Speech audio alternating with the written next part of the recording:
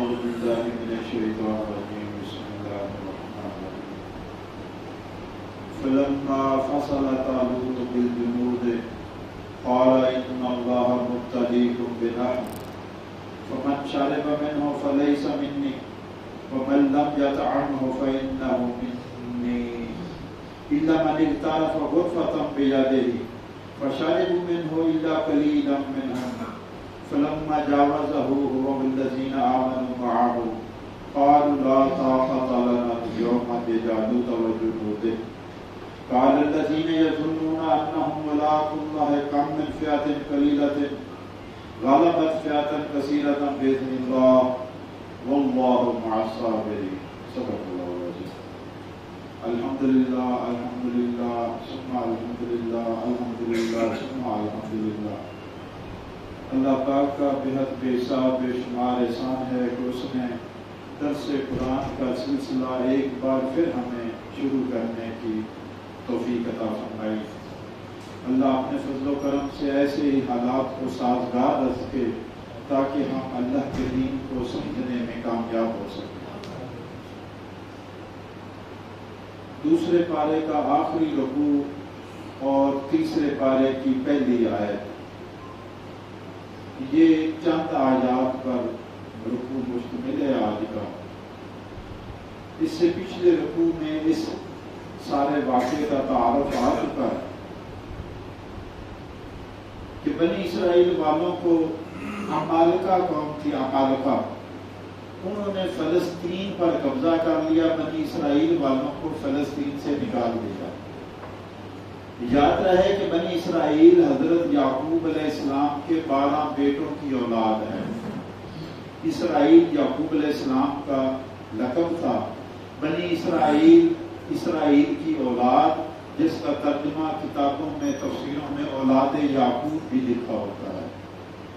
یہ 12 قبیلے تھے۔ یوسف علیہ السلام 12 بھائی تھے، یعقوب علیہ السلام کے بیٹے جو تھے یہ 12 تھے، اور ان کے آگے پھر ہر قبیلے کی، ہر بھائی کی شام جو چلی اس کو 12 قبیلوں کا نام دیا گیا۔ یہ کنعان شام کے رہنے والے تھے جو فلسطین کا علاقہ ہے۔ عمالقہ ایک قوم آئی، انہوں نے ان پر حملہ کر کے ان سے وطن چھین لیا، فلسطین پر قبضہ کر لیا، ان کو جلا وطن کر دیا۔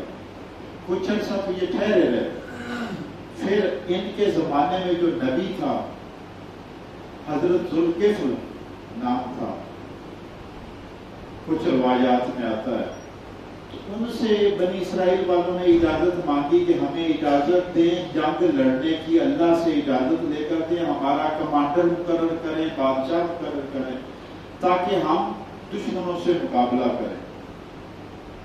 اب صاحب ظاہر گھر والوں کے دانت کے سال وہ پتہ ہوتا ہے۔ نبی جو تھا اس نے کہا کہ دیکھو میں اجازت تو مانگتا ہوں، لیکن کہیں ایسا نہ ہو کہ اللہ کی طرف سے اجازت تو مل جائے اور پھر تم پھر جاؤ، تم جواب دے دو گے ہم سے لڑا نہیں جاتا۔ کہنے لگے یہ کیسے ہو سکتا ہے، ہم سے ہمارے وطن چھین لیا گیا، ہمارے بیوی بچے اولادیں ہم سے چھین لی گئی، ہم کیوں نہیں لڑیں گے؟ انہوں نے اجازت لے دی، اور ساتھ ہی انہوں نے کہا کہ اللہ تعالیٰ نے مقرر کر دیا تمہارا بادشاہ، تمہارا کمانڈر طالوت کو۔ اب پچھلے رکوع میں گزر چکا ہے کہ یہ کہنے لگے کہ طالوت کو تو ہم بادشاہ مانتے نہیں، وہ غریب ہے، نہ اس کے پاس مال ہے، دولت ہے۔ یاد رہے کہ وہ غریب ترین قبیلے کا فرد تھا،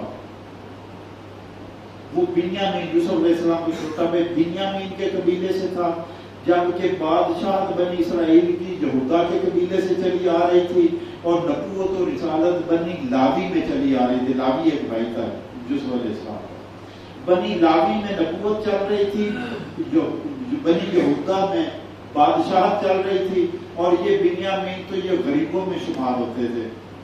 اب طالوت کو مقرر کر دیا اللہ تعالیٰ نے، اور وہ ماننے کو تیار نہیں کہ ہم کیسے مانیں گے، یہ ہمارے اوپر، ہم سردار، ہم چودھری، یہ غریب آدمی، کمزور آدمی، اس کے پاس مال بھی نہیں ہے، تو یہ کیسے بادشاہ بن گیا؟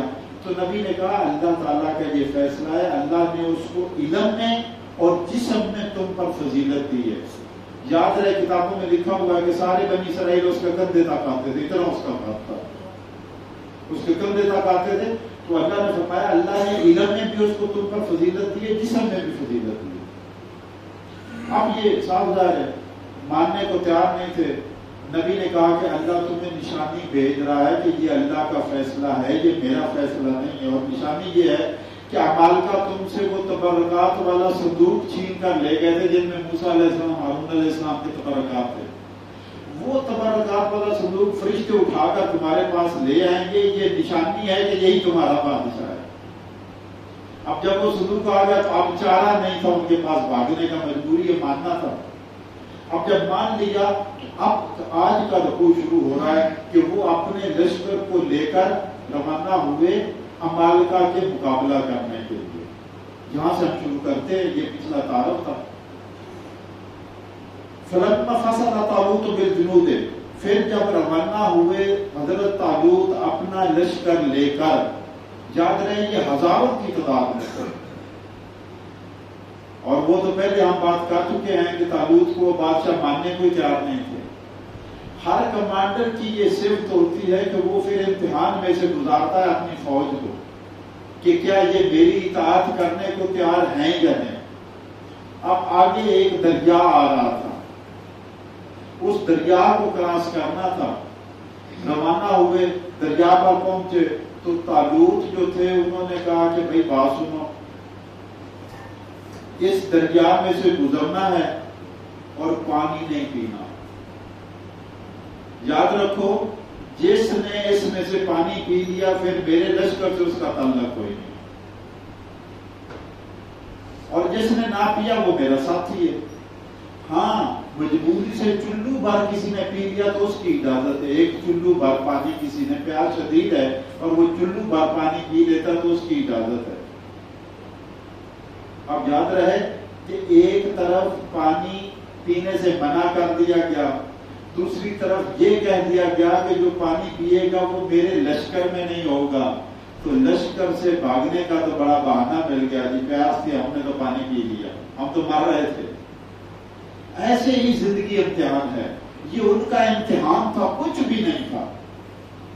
تفاسیر کی کتابوں میں آتا ہے کہ ان میں سے جو پانی پیتا جاتا تھا جتنا پیتا جاتا تھا اس کی پیاس بڑھتی جاتی تھی، حالانکہ پیاس کو تو بجھنا چاہیے پانی سے، پانی کی خاصیت ہے پیاس بجھاتی ہے، لیکن وہ امتحان تھا، وہ جتنا پانی پیتے تھے پیاس بڑھتی تھی، اور جنہوں نے نہیں پیا تھا انہیں لگتی نہیں تھی۔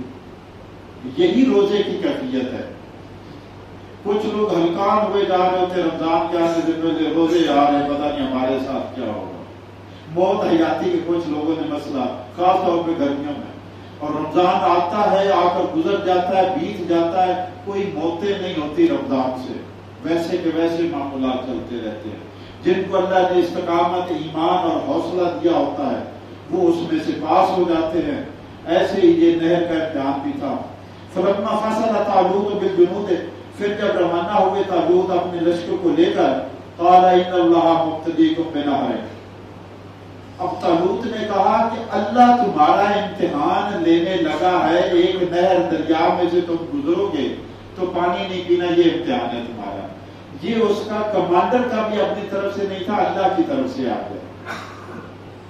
اور یاد رہے هو الذی خلق الموت والحیات لیبلوکم ایکم احسن عملا، سورہ ملک کی دوسری آیت ہے کہ وہ جس نے موت اور زندگی پیدا کی صرف اس لیے تاکہ دیکھے کہ تم میں سے اچھے کام کون کرتا ہے۔ ایکم احسن عملا، کون اچھا نکلتا ہے عملوں کے حساب سے۔ ہم باتوں کے اچھے بنتے ہیں جبکہ دین کہتا ہے کہ عملوں کے اچھے بنو۔ ہم گفتار کے اچھے بنتے جبکہ دین کہتا ہے کردار کے اچھے بنو۔ وہاں پہ باتوں سے، گفتار سے امتحان نہیں پاس ہوں گے، کردار سے امتحان پاس ہوگا۔ پوری میری اور آپ کی زندگی کا اعمال نامہ صحیفہ لکھا جا رہا ہے، یہ لکھنے والے بیٹھے ہوئے ہیں۔ اللہ قرآن میں فرماتا ہے جو بھی حرف تمہارے منہ سے نکلتا ہے وہ ہم لکھتے جا رہے ہیں، ہم لکھواتے جا رہے ہیں، لکھتے جا رہے ہیں، اور وہی میری اور آپ کی، میری اور اپنی، ہماری لکھی ہوئی کہانی قیامت کو ہمارے سامنے آنی ہے، اور کچھ بھی نہیں آنا۔ تو فرمایا طالوت نے کہا ان اللہ مبتلیکم بنہر، اللہ تعالیٰ تمہارا امتحان لینے لگا ایک دریا کے ذریعے. فمن شارب منہ، جس نے اس میں سے پانی پی لیا، فلیس منی، اس کا پھر میرے لشکر سے کوئی تعلق نہیں، وہ میرے ساتھ نہیں رہ سکتا. جس نے پانی پی لیا. ومن لم یطعمہ، اور جس نے نہ پیا، فإنہ منی، جس نے پانی نہ پیا وہ میرا ہے، وہ میری جماعت سے ہے. حدیث پاک میں آتا ہے من غش فلیس منا، جس نے ملاوٹ کی وہ ہم سے ہی نہیں ہے. کیسے ہم ایمان والے ہیں؟ کیا کہیں گے قیامت کے دن؟ یا رسول اللہ ہم آپ کی امتی ہیں؟ وہ کہیں گے میں نے تو کہا تھا کہ من غش فلیس منی، جس نے ملاوٹ کی اس کا میرے سے تعلق ہی کوئی نہیں. اور قرآن پاک میں فرمایا یہ جو فرقے بناتے ہیں، اے نبی آپ کے ان سے کوئی تعلق ہی نہیں. یہ گروہوں میں جو امت کو بانٹتے ہیں، فرقوں میں بانٹتے ہیں، اے نبی آپ کا تعلق ہی نہیں. قرآن میں اللہ نے اعلان کروا دیا. یہ فرقے بنا بنا کر قیامت کے دن ہم کہیں گے ہم تو آپ کے عاشق ہیں، وہ کہیں گے یہ تو پہلے اللہ نے کہہ دیا تھا کہ فرقے والا آؤٹ. فرمایا فمن شارب منہ فلیس منی، جس نے اس دریا میں سے پانی نہر میں سے پیا اس کا میرے سے کوئی تعلق نہیں. ومن لم یطعمہ، اور جس نے نہ پیا، فإنہ منی، اس کا میرے سے تعلق ہے، وہ میرا ساتھی ہے، میرے ساتھ رہے گا. الا من اغترف غرفۃ بیدہ، ہاں پیاس کی شدت کی وجہ سے کوئی اگر چلو بھر کر پانی پی لے تو اس کی اجازت ہے. ایک چلو، یہ نہیں کہ پھر چلو چلو چلو چلو چلتا رہے، نہیں. ایک چلو جس نے پی لیا اس کی اجازت ہے، اس سے زیادہ نہیں ہے. جو پانی پیے گا اس سے زیادہ وہ جماعت میں نہیں رہے گا. فشربوا منہ الا قلیلا منہ، تو ان سب نے پانی پیا سوائے تھوڑے سے لوگوں کے. وہ جو ہزاروں میں چلے تھے، ہزاروں کی تعداد میں چلے تھے، روایات میں آتا ہے کہ صرف 313 بجے باقی سارے آؤٹ ہو گئے، صفر پہ آؤٹ سارے. لشکر چلا ہے اپنے کمانڈر کی سربراہی میں. کمانڈر رب کائنات نے مقرر کیا، اپنی آنکھوں سے نشانی تبرکات والا صندوق فرشتے لے کر آئے، انہوں نے دیکھا، لیکن پھر بھی اس کی اطاعت نہ کر سکے. پہلا امتحان ہی پہلا امتحان، آگے زیادہ دور نہیں گئے. پہلا امتحان دریا کو کراس کرنے کا تھا، اسی سے آؤٹ ہو گئے. اس میں سبق ہے ہمارے لیے کہ ہماری زندگی بھی کیا وہ بنی اسرائیل کی نہر والی تو نہیں ہے. قدم قدم پر ہم کیا آؤٹ تو نہیں ہوتے جا رہے، نافرمانی تو نہیں کرتے جا رہے. قرآن کو پڑھانے کا مقصد صرف ایک ہی ہے، ہم اپنی اصلاح کریں، اپنے آپ کو صحیح کریں، اپنی خامیاں دور کریں، اپنے نقص دور کریں، ہمارے اندر جو کجی ہے، جو ٹیڑھا پن ہے اس کو سیدھا کریں، اپنے عقیدے کو، اپنے عمل کو صحیح کریں. اس کے لیے یہ ہم درس قرآن کی مجلس کا اہتمام کرتے ہیں اللہ کی توفیق سے. اور یہ اللہ کا خاص فضل ہے ہم سب پر. باقی مجلسیں تو بڑی ہوتی ہے، اللہ کے دین کی مجلس یہ مقدر والوں کو ملتی ہے، اللہ کی رضا کے لیے، اللہ کے دین کی مجلس. فشاربوا منہ الا قلیلا منہ، تو سب نے پیا سوائے تھوڑے سے لوگوں کے، جو روایات میں آتا ہے کہ 313 تھے. فلما جاوزہ هو والذین آمنوا معه، پھر جب اس دریا کو عبور کر لیا طالوت نے اور اس کے ساتھ والوں نے، جب اس کو کراس کر لیا، سارے آؤٹ ہو گئے، 313 کے قریب صرف رہ گئے. اب 313 جب دریا کراس کر کے آگے کفار کا لشکر جو تھا اس کے سردار کا نام تھا جالوت.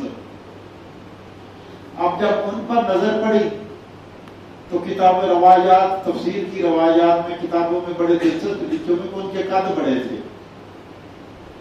جب ان کو دیکھا تو جناب وہ کہنے لگے نا بھائی ہمیں تو ہمت نہیں ہے ان سے لڑنے کی. یہی تھا نا کہ یہ ہم نے اپنے زمانے میں اپنی آنکھوں میں نہیں دیکھا، اپنی آنکھوں سے ہم نے دیکھا کہ جناب فلاں کے ساتھ ہم میں ہمت نہیں ہے لڑنے کی. اور بھوکے ننگے لوگوں نے تکنی کا ناچ نچا دیا. ہم کہتے رہے ہمارے میں ہمت نہیں ہے. جو بھوکے ننگے تھے اب ان کے سامنے وہ جو خدا بنے ہوئے تھے ہاتھ جوڑے بیٹھے ہمیں معاف کر دو. یہ ایمان کی جنگ ہوتی ہے، یہ ایمان کی طاقت ہوتی ہے، یہ بال کی اسلحے کی نہیں ہوتی. یہ ان کی جنگ ہوتی ہے جن کا اپنے رب پر بھروسہ ہوتا ہے. جنگ بدر میں دیکھنا 313 تھے، 8 تلواریں 2 گھوڑے تھے، روایات میں جو آتا ہے 313 تھے، 2 گھوڑے تھے، 8 تلواریں تھی، سامنے 950 سے زیادہ کفار مکہ تھے جن کے پاس ہر طرح کا اسلحہ تھا. حتیٰ کہ اپنی بیویاں لے کر آئے تھے، ناچ گانا کرنے والی عورتیں لے کر آئے تھے کہ ہم وہاں پہ میدان سجائیں گے. اور ادھر صرف 313 خالی ہاتھ. 8 تلواریں کیا کرتی ہیں، 2 گھوڑے کیا کرتے ہیں، خالی ہاتھ. لیکن ان کے دل میں اللہ پر ایمان تھا اور اس ایمان کی دولت سے وہ ٹکرا گئے پہاڑ سے اور اللہ نے فتح دی. وہ جو 950,000 کے قریب دشمن تھا 313 کے مقابلے میں جن کو سمجھ ہی کچھ نہیں رہے تھے، 70 بندے مروا بیٹھے اور 70 قیدی کروا کر بھاگ کھڑے ہوئے. یہ ایمان کی ساری بات ہوتی ہے. تو یہاں پہ بھی جب وہ نکلے دریا کو کراس کر کے، فلما جاوزہ هو والذین آمنوا معه، پھر جب انہوں نے کراس کر لیا اس دریا کو اور جو ان کے ساتھ ایمان لائے تھے طالوت کے ساتھ، قالوا، تو وہ کراس کرتے ہی نظر پڑی تو کہنے لگے لا طاقت لنا اليوم بجالوت وجنودہ، جناب آج ہم میں تو طاقت ہمت نہیں ہے جالوت اور اس کے لشکر سے لڑنے کی. ایک تعداد ان کی زیادہ، ہر طرح کا اسلحہ، پھر جوان لمبے تڑنگے تھے، وہ ان کو دیکھ کر روب طاری ہو گیا. لیکن 313 کے قریب جتنے بھی تھے سارے ایک جیسے نہیں ہوتے. کوئی بھی جماعت ساری ایک لیول کی نہ نیکوں میں ہوتی نہ بدوں میں ہوتی، درجہ بدرجہ، کوئی اچھا، کوئی برا، کوئی بزدل، کوئی بہادر، کوئی کم نیک، کوئی زیادہ نیک، کوئی گناہ گار، کوئی زیادہ گناہ گار، کوئی تھوڑا گناہ گار. ان میں بھی ایسے ہی تھے. قال الذین یظنون انہم ملاقو اللہ، اب بولے جب انہوں نے دیکھا لشکر کی یہ کیفیت ہے کہ ہمارا تو لشکر ہی ہار مان گیا، بغیر لڑے ہتھیار پہن کے بیٹھا ہوا ہے، کہ آپ میں تو ہمت نہیں ہے. یاد رہے سب سے بڑی کمزوری مایوسی ہوتی ہے. آپ میں حوصلہ ہی نہ ہو لڑنے کا تو لڑے کہ کیا، لڑنے کا حوصلہ ہو. میں ایک دفعہ ایک سوشل میڈیا پہ ویڈیو دیکھ رہا تھا، ایک چڑیا ایک اتنا بڑا مرغ تھا، وہ اس کی کلگی کو پکڑے ہوئے تھی وہ، اور اس کو کلا بازیاں لگواتی جا رہی تھی. اس نے چھوڑا، پھر وہ مرغے نے حملہ کیا، پھر اس نے پکڑ لیا، اور پھر آخر کا مرغے نے دوڑ لگا دی اور وہ اس کے پیچھے پیچھے تھی. اتنی سی چڑیا. بات تو ہمت کی ہوتی ہے. جب ہمت آ جاتی ہے، آپ نے مرغی کو نہیں دیکھا ہوگا، جب مرغی اپنے بچوں کو لے کر پھر بھی ہوتی، کتا کوئی چیز سامنے آ جائے تو حملہ کر دیتی اس پر. حالانکہ کتے کو دے کر بھاگنے والے، لے کر اپنی اولاد کے لیے جب وہ ہمت تھل جاتی ہے، دفاع کے لیے تھل جاتی ہے تو پھر حملہ کر دیتی ہے. تو ایسے ہی ہوا جو ایمان والے تھے. قال الذین یظنون انہم ملاقو اللہ، اب وہ بولے جنہیں یقین تھا کہ ہمیں تو اللہ سے ملنا ہی ملنا ہے. یہ کون سی زندگی کی، یہ تو ہمیشہ والی زندگی. ایک دن ہمیں رب کے پاس جانا ہی جانا ہے، رب سے ملنا ہی ملنا ہے. یہ فانی ہے، ہمیشہ والی زندگی تو وہ ہے. یہ عارضی ہے، ہمیشہ والی نعمتیں تو وہ ہے. اب وہ بولے کم من فئۃ قلیلۃ غلبت فئۃ کثیرۃ باذن اللہ. اب وہ سمجھانے لگے اپنے ساتھیوں کو کہ بھائی سنو، بارہا تاریخ میں ہم نے سنا ہے، میں نے تو اپنی حال کی ابھی کی مثال دے دی نا ایک، تو بارہا ہم نے تاریخ میں سنا اور دیکھا ہے کہ کتنے ہی چھوٹے لشکر اللہ کے فضل اور کرم سے بڑے لشکروں کو شکست دے دیا کرتے ہیں. تم کیوں ہمت ہار رہے ہو؟ کیا تمہیں رب پر بھروسہ نہیں ہے کہ رب تمہیں تنہا چھوڑ دے گا؟ تمہارے تو ایمان کا تقاضا ہے کہ تمہارے پاس جتنی طاقت ہے، جتنے وسائل ہیں، جتنی توفیق ہے، وہ لگا دو اور کہو یا اللہ جو ہمارے پاس تھا وہ لگا دیا، اب تو جان تیرا کام ہے. یہی تو ہے. اور شب بدر جو تھی، جنگ بدر کی رات جو تھی، اللہ کے نبی یہی تو دعا مانگ رہے تھے، یا اللہ میرے پاس جو جمع پونجی تھی وہ میں لے کر آ جاؤں، آج یہ لشکر تیرے پر ایمان لانے والا اگر شکست کھا گیا قیامت تک تیرا نام لینے والا نہیں رہے گا. ہم تو اپنا سب کچھ لے آئے ہیں، اب ہمارے طرف سے تو ہو گیا جو ہم کر سکتے تھے، ہم نے کر دیا، اب سارا تو نے کرنا ہے. اللہ نے اپنے فضل و کرم سے فتح دے دی. تو وہ بھی سمجھا رہے ہیں بنی اسرائیل والے، کم من فئۃ قلیلۃ غلبت فئۃ کثیرۃ باذن اللہ. کتنی بار ایسا ہوا ہے کہ چھوٹے لشکر بڑے لشکروں کو شکست دے دیتے ہیں اللہ کے فضل سے، اللہ کی تائید سے، اللہ کی توفیق سے اور اللہ کی مدد سے. یعنی بنیادی نقطہ کیا رہا کہ چھوٹے لشکر اگر بڑے لشکروں کو ہراتے ہیں تو ساتھ اللہ کا کرم شامل ہوتا ہے. بِإِذْنِ اللہ، اللہ کے اذن سے، اللہ کی اجازت سے، اللہ کے فضل سے، اللہ کے کرم سے، اللہ کی توفیق سے. یہ ایمان کے ساتھ ساتھ چلتا ہے. میں اور آپ سارا دن محنت کرتے، مزدوری کرتے، کما کر آتے، گھر لے کر آتے، لاکھوں کروڑوں کما لاتے ہیں، تو ایمان کا تقاضا یہ ہے کہ یہ کہیں کہ یہ اللہ کا کرم ہے. حالانکہ ہم نے خون پسینہ ایک کر دیا، لیکن مومن کی شان یہ ہے کہ وہ کہتا نہیں میرا کچھ نہیں، میں نے کچھ نہیں کیا، میرے رب نے فضل کیا ہے، میرے رب کا کرم ہے، یہ سب کچھ ہے. ورنہ یہ تو قارونی سوچ ہے. قارون کو کہا گیا کہ تیرے اللہ کا دیا ہوا تیرے پاس بہت کچھ ہے، وہ کہنے لگا انما اوتیتہ علی علم عندی، ارے یہ تو میرے علم کی، میری ڈگریوں کی، میری محنت کی، میرے فن کی کمائی ہے، تم کہتے ہو اللہ کا دیا ہوا. تو آج بھی قانونی سوچ یہی کہے گی کہ یہ میری کمائی ہے، اور مومن کی سوچ یہ کہے گی کہ میں نے کچھ نہیں کیا، جو بھی اللہ کا فضل ہے میرے پاس، یہ ساری اللہ کی عطا ہے، میرا کچھ نہیں، اللہ کی عطا ہے. اب کم من فئۃ قلیلۃ غلبت فئۃ کثیرۃ باذن اللہ واللہ مع الصابرین. اور یاد رکھو کہ اللہ صبر کرنے والوں کے ساتھ ہے، جو دین پر قائم رہنے کے لیے صبر و ثبات اختیار کرتے ہیں. دین پر قائم رہنے کے لیے صبر کرنا ان کے ساتھ ہے. یہ نہیں چھوڑ گئے کہ جناب مجھے آپ مار رہے ہیں پولیس والے تو اللہ صبر کرنے والوں کے ساتھ ہے. نہیں، جو حق پر قائم رہنے کے لیے صبر کرتے ہیں، جو سچ پر قائم رہنے کے لیے صبر کرتے ہیں، جو دین پر چلنے کے لیے، دین پر چلنا، وہ کہتے ہیں نا کہ قیامت جو ہے وہ بال سے بریک اور تلوار سے پلسرات تیز ہوگی. بال سے بریک، تلوار سے تیز اور بال سے بریک، پلسرات پر سے گزرنا ہے. تو وہ علماء کہتے ہیں کہ وہ یہ زندگی ہے، یہ زندگی پلسرات ہے. دین پر چلنا ایسے ہی ہے جیسے تلوار پر چل رہے ہو. قدم قدم پر آپ کو محسوس ہوگا کہ یہ تلوار پر چلنا، دین پر چلنا، یہ جنت کا راستہ ہے، اور جنت کی نعمتیں ہمیشہ کے لیے. اعددت لعبادی الصالحین ما لا عین رأت ولا اذن سمعت ولا خطر علی قلب بشر. حدیث میں آتا ہے اللہ فرماتے ہیں میں نے اپنے مومن بندوں کے لیے ان کی آنکھوں کی ٹھنڈک کے لیے جنت میں وہ کچھ تیار کر رکھا ہے جو آج تک نہ کسی کان نے سنا، نہ کسی آنکھ نے دیکھا، نہ کسی دل دماغ میں خیال ہی آیا جو کچھ میں نے تیار کر رکھا ہے. ارے اتنی انمول نعمتیں، اور بندہ کہے کہ بس جاؤں گا تالا کھولوں گا اندر چلا جاؤں گا، اتنا آسان ہے. امتحان دینا پڑتا ہے.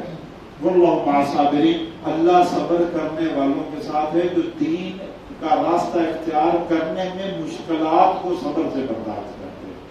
ہم تو نزلہ زکام ہوتا ہے تو سب سے پہلی کون سی چیز کو بند کرتے ہیں؟ نماز. سب سے پہلے دین کا سب سے اہم جز الصلاۃ عماد الدین، دین کا تھم ہے، ستون ہے نماز. یعنی تھم گیا، ستون گر گیا تو دین کدھر گیا؟ پیوست خاک.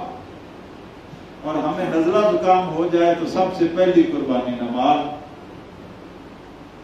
کھانا پینا نہیں چھوڑتے، دفتر بھی چلے جاتے، دکان پر بھی چلے جاتے، بچے کو اسکول بھی بھیج دیتے، نماز کی قربانی دے دیتے، باقی سارے کام کرتے، کوئی کام نہیں چھوڑتے ہم. اگر چھوڑتے ہیں تو دین کا چھوڑتے ہیں کیونکہ ہم اس کی طرف سے لاپرواہی کرتے ہیں. ولما بارزوا لجالوت وجنوده، پھر وہ جب سارے کھل کر سامنے آ گئے، دریا کراس کر کے جالوت اور اس کے لشکر کے سامنے آ گئے. قالوا ربنا افرغ علينا صبرا وثبت اقدامنا وانصرنا على القوم الكافرين. اب دیکھو مومن کی یہ پہچان ہے کہ اپنے سارے وسائل، اسباب، ہمت اور توفیق اختیار کرنے کے بعد، سب کچھ اللہ کے نام پر جھونک دینے کے بعد وہ کہتا ہے اللہ تو توفیق عطا فرما. مانگ کیا رہا ہے؟ مومن کا سب سے بڑا ہتھیار ہی دعا ہے. الدعاء سلاح المؤمن، روایت میں آتا ہے کہ مومن کا ہتھیار ہی دعا ہے. اللہ سے مدد مانگنی تو دعا کے ذریعے، اپنی کمزوری کو کور کرنا تو دعا کے ذریعے، کوئی حاجت ہے تو دعا کے ذریعے. ارے مومن کا تو اسلحہ ہی دعا ہے. لیکن بڑے افسوس کی بات ہے، ایک تو ہم دعا مانگتے نہیں اور دوسرا دعا مانگنے کا سلیقہ اور طریقہ بھی نہیں آتا ہے. جو سب سے اہم چیز ہے، لا يرد القضاء الا الدعاء، حدیث میں آتا ہے کہ دعا ایسی چیز ہے جو تقدیر کو بھی بدل دیتی ہے. لا يرد القضاء، تقدیر کو کوئی چیز نہیں بدل سکتی، کوئی چیز ٹال نہیں سکتی الا الدعاء، سوائے دعا کے. دعا ایسی چیز ہے جو تقدیر کو بھی ٹال دیتی، جو تقدیر کو بھی بدل دیتی.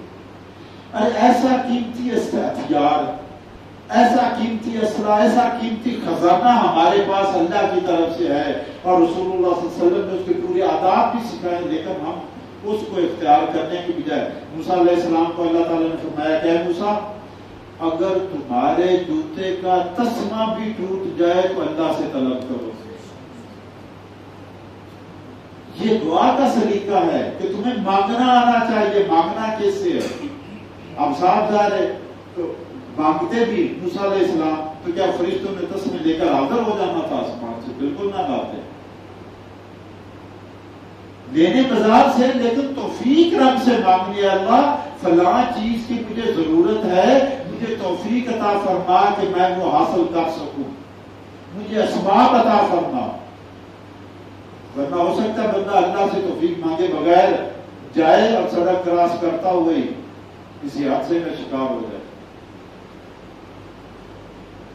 تو دعا جو ہے بہت بڑا ہتھیار ہے. اب وہ جب جالوت اور اس کے لشکر کے سامنے آ گئے، اب انہوں نے اپنا تو سب کچھ تن من دھن جھونک ہی دیا تھا، اپنی تو جانیں میدان میں لا کھڑی کی تھی. اب اللہ سے وہ استقامت اور صبر اور مدد مانگ رہے ہیں، اور وہ کیا ہے؟ قالوا، کہنے لگے ربنا افرغ علینا صبر. سب سے پہلی چیز جو انہوں نے مانگی، اے اللہ ہمارے اوپر صبر کی بارش برسا. افرغ، کوئی برتن پانی کا کسی کے اوپر انڈیل دینا. افرغ علینا صبرا، ہمارے اوپر صبر طاری کر دے. جنگ تو سادہ بچوں کا کھیل نہیں، اب صبر سے ہوگا، زخم کھانے پڑتے ہیں. وثبت اقدامنا، اور اب ہمارے قدموں کو جما دے، ہمیں ثابت قدمی عطا فرما، ہمارے پاؤں ڈگمگا نہ پائیں دشمن کے مقابلے میں. ہمیں صبر دے، صبر سے ڈٹ جائیں اور قدم ہمارے جم جائیں. وانصرنا علی القوم الکافرین، اور ان سامنے والے کافروں کے مقابلے میں ہماری مدد فرما، ہمیں فتح نصیب فرما. اپنے لیے صبر مانگا، ثابت قدمی مانگی، اور کافروں پر مدد اور فتح مانگی. چاہے دنیا کے سارے اسباب بھی اختیار کر لو، طریقہ یہی ہے کہ اللہ سے صبر مانگنا ہے، اللہ سے استقامت مانگنی ہے. استقامت کے حوالے سے بتاتا چلوں کہ یہ جو تصوف کی دنیا ہے، صوفیاء کی، تصوف کی زبان میں وہ کہتے ہیں الاستقامت فوق الکرامت. مستقل میں استقامت، پکا پکا دین پر چلتے رہنا، لگاتار مستقل دین پر چلتے رہنا. وہ کہتے ہیں تصوف والے صوفیہ کہتے ہیں کہ یہ جو استقامت ہے یہ ولی کی کرامت سے بھی اوپر والا درجہ ہے.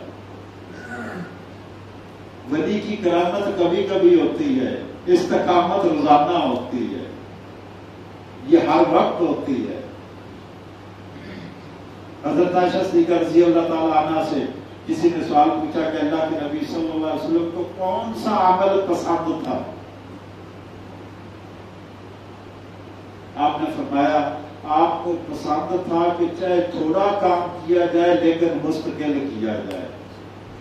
یہ نہیں کہ رمضان آیا سر پر ٹوپی ہاتھ میں تسبیح سبحان اللہ اور رمضان گیا تو سب کچھ گیا، اگلے سال مڑ کر آئیں گے. کتنے حضرت ہیں ایمان والے کلمہ پڑھنے والے جو 11 مہینے آزاد رہتے ہیں اور رمضان میں ان کو خدا یاد آتا ہے، یا جو 6 دن آزاد رہتے ہیں اور 7ویں دن جمعے کے دن ان کو خدا یاد آ جاتا ہے. یا تو 11 مہینے جو اللہ کی نعمتیں بھی بند کر دے، 6 دن اللہ کی نعمتیں بند کر دے، 7ویں دن کھا لے. اللہ اکبر. ربنا افرغ علینا صبر. یہ جو قرآن پاک میں دعائیں ہیں دعاؤں کے حوالے سے یاد آ گیا. دعا کا طریقہ کیا ہے؟ نبی صلی اللہ علیہ وسلم نے طریقہ تلقین فرمایا کہ دعا کا طریقہ یہ ہے کہ پہلے اللہ کی خوب حمد و ثنا بیان کی جائے، پھر نبی صلی اللہ علیہ وسلم پر درود بھیجا جائے، پھر اپنی غرض حاجت مانگی جائے، پھر آخر میں اللہ کی حمد اور درود پڑھ کر دعا ختم کی جائے. یہ ہے صحیح طریقہ. بلکہ صحابہ تو کہتے ہیں دعا کے شروع میں بھی درود پڑھا جائے، دعا کے درمیان میں بھی درود پاک پڑھا جائے، دعا کے آخر میں بھی درود. اپنی دعا کو درود پاک کے تحفے میں لپیٹ کر اللہ کی طرف بھیجو، کیونکہ درود پاک مقبول ترین عبادت ہے. اس لیے اللہ کی رحمت سے یہ بعید ہے کہ وہ صرف درود قبول کر لے گا، بیچ والی دعا کو نہیں مانے گا. یہ فارمولے ہیں، یہ بزرگوں کے طریقے ہیں، ایسے مانگنا ہے.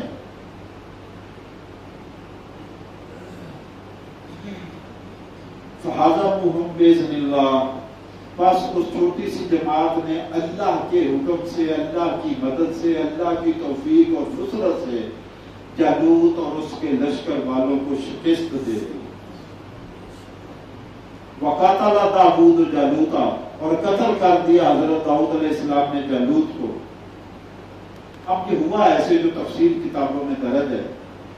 وہ جو جالوت تھا وہ بڑا لمبا ترنگا جوان تھا، کمانڈر جو ان کا تھا، اور وہ لوہے کا لباس زرہ پہنے ہوئے تھا. پہلے ایسے ہی ہوتا تھا کہ اگر بادشاہ یا کمانڈر مارا جاتا ہے تو فوج باہر کھڑی ہوتی، فیصلہ اسی وقت ہو جاتا. اب کمانڈر قابو نہیں آ رہا، فوجی جتنے بھی مرتے جائیں بات تو ادھر کی ادھر ہی ہے. حضرت داؤد علیہ السلام بخار میں مبتلا تھے، بکریاں چراتے تھے. یہ بکریاں چراتے چراتے ادھر سے گزر ہوا جدھر جنگ تھی.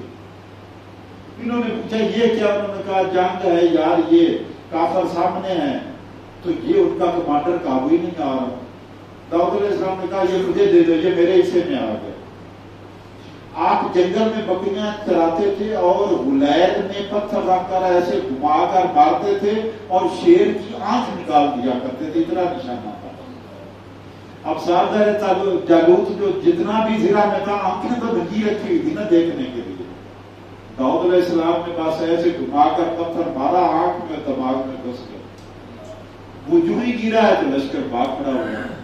تو طالوت جو مسلمانوں کا سردار تھا اس نے اعلان کر رکھا تھا کہ یہ قابو نہیں آ رہے، جو جالوت کو قتل کرے گا اس کو بیٹی کا رشتہ بھی دوں گا، آدھی بادشاہی بھی دوں گا. ایسے اللہ عطا کرتا ہے. یہ ہے اللہ کی عطا. تؤتی الملک من تشاء وتنزع الملک ممن تشاء وتعز من تشاء وتذل من تشاء. ایک بالکل کمزور بیماری سے، بخار سے اٹھا ہوا ایک نوجوان بکریاں چرانے والا، اس کو اللہ تعالیٰ نے 1-2 پتھروں کے بدلے میں، 1-2 پتھر ہی مارے ہیں نا، 1-2 پتھروں کے بدلے میں شادی کا بھی انتظام کر دیا اور آدھی بادشاہی بھی دے دی. اور جب طالوت فوت ہوئے تو باقی آدھی بھی ان کو مل گئی. یہ جماعت تھے، پوری بادشاہی مل گئی. بعد میں سلیمان علیہ السلام پیدا ہوئے. تو یہ ہے اللہ تعالیٰ کا نظام. وقتل داؤد جالوت، اور قتل کر دیا داؤد علیہ السلام نے جالوت کو.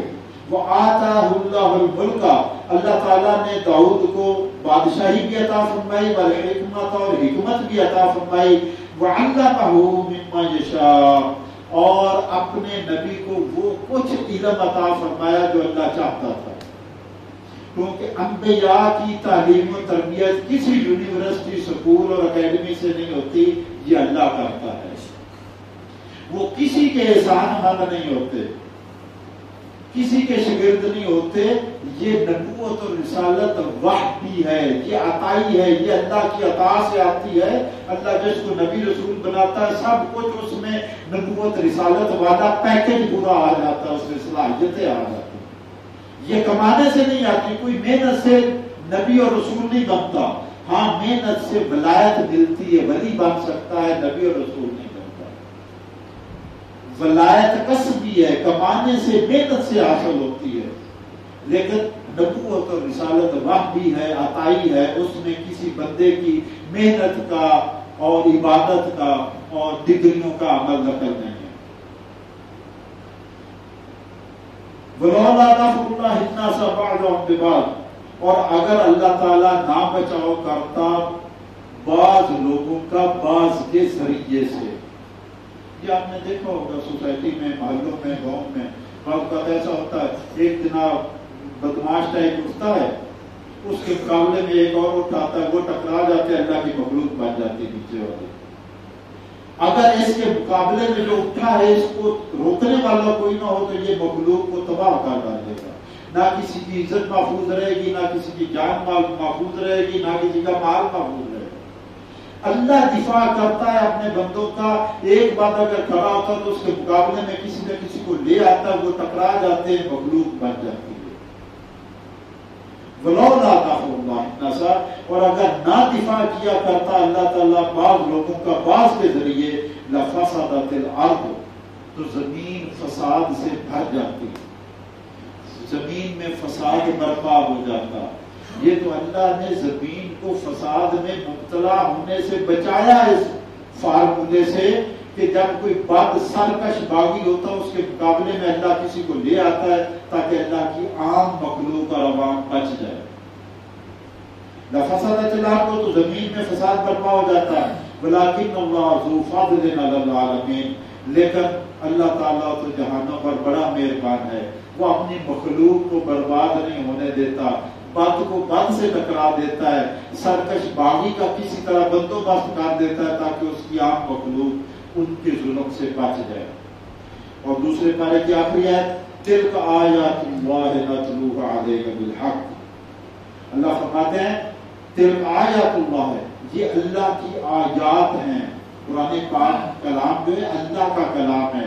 یہ جو ہم پڑھ کر، اللہ فرماتے ہیں اپنے نبی صلی اللہ علیہ وسلم کو، یہ جو نتلوها علیک، یہ جو ہم آپ کو پڑھ پڑھ کر سنا رہے ہیں، یہ اللہ کی آیات ہیں، اللہ کا کلام ہے، اللہ کے احکام ہیں. یہ کرنا، یہ نہیں کرنا، یہ ایسے ہے، یہ ایسے ہے. آیات اللہ ہے، تلک آیات اللہ ہے، یہ اللہ کی آیات ہے. نتلوها علیک، جو ہم آپ کو پڑھ کر سنا رہے، بالحق، ٹھیک ٹھیک. وَإِنَّكَ لَمِنَ الْمُرْسَلِينَ، اور بے شک اے محمد صلی اللہ علیہ وسلم آپ رسولوں میں سے ہیں. یعنی کوئی مانے نہ مانے اس کے ماننے سے فرق نہیں پڑتا. کائنات میں جو سب سے بڑی گواہی ہے وہ اللہ کی گواہی ہے. اللہ گواہی دیتا ہے کہ آپ اللہ کے رسولوں میں سے. تو کوئی رسول مانتا ہے، مانے نہیں مانتا نہ مانے، آپ کی رسالت اور نبوت پر کوئی فرق نہیں پڑے گا. اللہ گواہی دیتا ہے کہ آپ رسولوں میں سے ہیں. تلک الرسل فضلنا بعضهم علی بعض، یہ جو رسول ہیں اللہ فرماتے ہیں ہم نے بعض کو بعض پر فضیلت دی. یہ تیسرے پارے کی پہلی آیت ہے اور آج کے سبق کی آخری آیت ہے. تیسرا پارہ اللہ کی توفیق، اللہ کے فضل و کرم سے آج دوسرا مکمل بھی ہو گیا، تیسرا شروع بھی ہو رہا ہے. تلک الرسل، یہ جو رسول ہیں یاد رہے 1,24,000 کم و بیش انبیاء اور رسول ہوئے ہیں، جن میں سے 313 رسول ہیں، باقی نبی ہیں۔ نبی سارے نفس نبوت میں، نبوت کے سٹیٹس اور درجے میں سارے نبی برابر ہیں، رسول رسالت کے درجے میں سارے برابر ہیں، لیکن اللہ فرماتا ہے کہ رسول تو سارے ہیں، جیسے MBBS والے ڈاکٹر تو سارے ہوتے ہیں، لیکن کوئی کسی عہدے پر اس کے اختیارات زیادہ ہے، کوئی کسی عہدے پر اس کے اختیارات کم ہیں۔ تو فرمایا تلک الرسل، یہ جو رسول ہیں، فضلنا بعضهم علی بعض، ان میں سے بعض کو ہم نے بعض پر فضیلت دی ہے۔ مختلف درجے ہیں، سٹیٹس سب کا درجہ ایک نہیں ہے، رسالت میں ایک ہے، ڈگری ایک ہی ہے ان کی، لیکن فضیلت اور درجہ اور شان اور عظمت میں مختلف ہے۔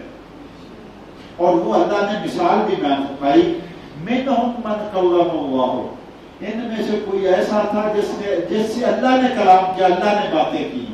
کس سے کی اللہ نے باتیں؟ موسیٰ علیہ السلام سے۔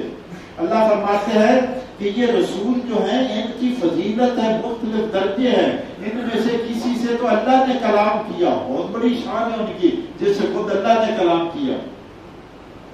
وَرَفَعَ بَعْضَهُمْ دَرَجَاتٍ، اور بعض کے اللہ تعالیٰ نے درجات بلند کیے، عرش پر بلا لیا، بعض کے درجات بلند کیے۔ وَآتَيْنَا عِیسیٰ ابْنَ مَرْیَمَ الْبَیِّنَاتِ، اور ہم نے عطا فرمائی عیسیٰ بن مریم کو کھلی نشانیاں۔ یہ آگے آئے گا تو ہم پڑھیں گے کتنی کھلی نشانیاں تھیں۔ مردے کو کہتے تھے قم بِإِذْنِ اللَّہ، مردہ کھڑا ہو جاتا تھا، اور جو ماترو پیدائشی نابینا ہوتا تھا اس کی آنکھوں پر ہاتھ پھیرتے اور اس کی آنکھیں صحیح ہو جاتی تھی۔ جو کوڑ کے مرض میں، لا علاج مرض تھی اس زمانے میں، کوڑ کے مرض میں مبتلا تھے، اس پر آپ ہاتھ پھیرتے اور وہ صحیح ہو جاتا۔ اور آپ عیسیٰ علیہ السلام بتاتے تم گھر سے کھا کر کیا آئے ہو، تمہارے گھر میں رکھا ہوا کیا ہے، اور مٹی کا پتلا پرندے کا بناتے، اس میں پھونک مارتے اور اللہ کے حکم سے موڑ جاتا زندہ ہوتا۔ تو اللہ فرماتے ہیں وَآتَيْنَا عِیسیٰ ابْنَ مَرْیَمَ الْبَیِّنَاتِ، عیسیٰ بن مریم کو تو ہم نے کھلی نشانیاں عطا فرمائی، کھلا چہرہ، کھلی نشانیاں عطا فرمائی۔ وَأَيَّدْنَاهُ بِرُوحِ الْقُدُسِ، اور ہم نے اس کی مدد کی روح القدس یعنی جبریل کے ذریعے، جبریل کے ذریعے عیسیٰ علیہ السلام کی ہم نے مدد کی۔ وَلَوْ شَاءَ اللَّهُ، اور اگر چاہتا اللہ تعالیٰ، مَقْتَتَلَ الَّذِينَ مِن بَعْدِهِمْ، تو جو ان نبیوں اور رسولوں کے بعد لوگ آئے، اگر اللہ چاہتا تو آپس میں نہ لڑتے جھگڑتے۔ یہ نہیں کہ اللہ نہیں چاہتا تو وہ زبردستی اللہ سے بڑھ کر لڑ پڑے آپس میں، نہیں۔ اللہ فرماتے اگر اللہ چاہتا، دیکھو اللہ نے فرشتے بھی تو پیدا کیے، وہ آپس میں لڑتے کوئی؟ اللہ کی نافرمانی، کوئی نافرمانی کا کام کرتے نہیں، ان میں نافرمانی کا مادہ ہی نہیں رکھا اللہ نے۔ اللہ چاہتا تو ہمارے اندر بھی ایسی کر دیتا، ہم نے سوچ ہی نہ آتی نافرمانی والی، لیکن اللہ نے امتحان لینا تھا کہ ان کو جنت سے نکالنا ہے، واپس بلانا ہے، کون پاس ہوتا ہے کون فیل ہوتا ہے۔ اس امتحان کے لیے ہمارے اندر گناہ کی صلاحیت بھی رکھ دی اور نیک بد کو شیشے کی طرح بیان بھی کر دیا کہ یہ غلط ہے یہ صحیح ہے۔ تو فرمایا وَلَوْ شَاءَ اللَّهُ مَقْتَتَلَ الَّذِينَ مِن بَعْدِهِمْ، اگر اللہ تعالیٰ چاہتا تو یہ انبیاء کے بعد آنے والے آپس میں نہ لڑتے جھگڑتے، من بعد ما جاءتهم البینات، اس کے بعد کہ ان کے پاس، سب کے پاس کھلی نشانیاں آ چکی۔ کون سی نشانی جو میرے اور آپ کے پاس نہیں آئی؟ اللہ کی کتاب میرے اور آپ کے ہاتھ میں، رسول اللہ کی سنت اور حدیث اور عمل میرے اور آپ کے ہاتھ میں، اس کے باوجود فرقے اور جھگڑے اور لڑائیاں اور مقاتلے اور مباحثے بڑھتے گئے۔ تو یہ کیا ہے؟ اس کا اللہ نے بیان فرما دیا، یہ ایک دوسرے کے بغض، ضد اور عناد میں کرتے ہیں۔ یہ نہیں کہ دین کی صحیح سمجھ نہیں، دین سب کچھ آ چکا، حق کی طرف سے، اللہ کی طرف سے سب کچھ بیان ہو چکا، یہ ایک دوسرے کے عناد اور بغض کی وجہ سے مخالفت کرتے ہیں۔ من بعد ما جاءتهم البینات، اس کے بعد کہ ان کے پاس آ چکی تھی کھلی نشانیاں، ولکن اختلفوا، لیکن ان لوگوں نے اختلاف کیا، فمنہم من آمنا، ان میں سے کچھ تو ایمان پر قائم رہے، کچھ تو ایمان لے آئے، انبیاء کے بعد آنے والے جو لوگ تھے۔ فمنہم من آمنا، ان میں سے کچھ تو ایمان لے آئے، ومنہم من کفر، اور ان میں سے کچھ کافر ہو گئے۔ ولو شاء اللہ ما اقتتلوا، اگر اللہ چاہتا تو یہ نہ جھگڑتے آپس میں، نہ اختلاف کرتے، نہ بحثیں کرتے، نہ مقاتلے کرتے۔ ولکن اللہ یفعل ما یرید، لیکن اللہ تو جو چاہتا ہے کرتا ہے۔ اللہ تو اپنی مرضی کرتا ہے۔ اللہ کی مرضی یہ تھی کہ یہ واپس اپنے اختیار سے آئے، مجبوری سے نہ جنت میں آئے۔ ان کو زمین پر بیچ کر نیک اچھائی اور برائی کا بتا کر ان کو اختیار دیا جائے، تمہاری مرضی ہے، چاہے اچھائی اختیار کرو چاہے برائی اختیار کرو۔ کون سی بات ہے جو اللہ اور اس کے رسول صلی اللہ علیہ وسلم نے ہمیں کھول کر بیان نہیں کی؟ رحمان کا رستہ کھول کر بیان کر دیا، شیطان کا رستہ کھول کر بیان کر دیا، جنت کا رستہ کھول کر، دوزخ کا کھول کر بیان کر دیا۔ سارا توحید کیا ہے، شرک کیا ہے، سنت کیا ہے، بدعت کیا ہے، خلوص اخلاص کیا ہے، ریا کیا ہے، اور حرام کیا ہے، حلال کیا، سب کچھ کھول کر بیان کر دیا۔ الحلال بین والحرام بین، اللہ کے نبی صلی اللہ علیہ وسلم نے فرمایا حلال بھی کھل کر سامنے ہے اور حرام بھی کھل کر سامنے ہے۔ ان کے بیچ میں کچھ چیزیں ہیں جو اللہ نے چھوڑ دی ہیں، جن کا بیان نہیں کیا یہ حلال میں ہے یا حرام میں ہے۔ حلال جو تھا واضح، جو حرام تھا واضح کر دیا، بیچ میں کچھ دانستہ چھوڑ دی میرے اور آپ کے امتحان کے لیے۔ فرمایا جس نے ان مشکوک چیزوں سے اپنے آپ کو بچا لیا، اس نے اپنی عزت بھی بچا لیا، اپنا دین بھی بچا لیا۔ میرا اور آپ کا امتحان اس بیچ والی چیز میں سارا ہے۔ ولیکن اللہ یفعل ما یرید، اور اللہ تعالیٰ جو چاہتا ہے وہ کرتا ہے۔ الحمدللہ آج ہم نے سورہ بقرہ کی آیت نمبر 249 سے لے کر 253 تک، یہ 5 آیتوں پر مشتمل یہ رکوع تھا۔ دوسرا پارہ مکمل ہو گیا، تیسرے پارے کی پہلی آیت بھی ہم نے پڑھ لی۔ اللہ قبول فرمائے، اللہ ہمیں آسانیاں عطا فرمائے، خیر و برکت عطا فرمائے، اور اس سلسلے کو تاحیات اللہ تعالیٰ ہمیں قائم رکھنے کی توفیق عطا فرمائے۔ کامیابی ہے اللہ کے دین کے ساتھ منسلک ہونے میں، چمٹے رہنا، نجات کا راستہ اسی میں۔ ہم کامل نہیں ہیں، ہم تو ناقص ہیں، اور ناقص کی بھلائی اسی میں ہوتی ہے کہ کامل کے ساتھ چمٹا رہے، اسی گروہ میں شامل ہو جائے۔ جو جماعت جا رہی ہوتی ہے نا اس کے ساتھ شامل ہو جائے، اسی میں بہتری ہوتی ہے۔ اللہ تعالیٰ ہماری یہ کوشش قبول فرمائے، اور اس کی برکت سے اللہ ہمارے ملک کو کورونا کی وبا سے محفوظ فرمائے۔ اللہ ہمیں آسانیاں عطا فرمائے، جو ہمارے فوت شدگان ہیں اللہ سب کی بخشش فرمائے، جو بیمار ہے اللہ سب کو صحت اور تندرستی عطا فرمائے، ہمیں اللہ دین پر استقامت عطا فرمائے۔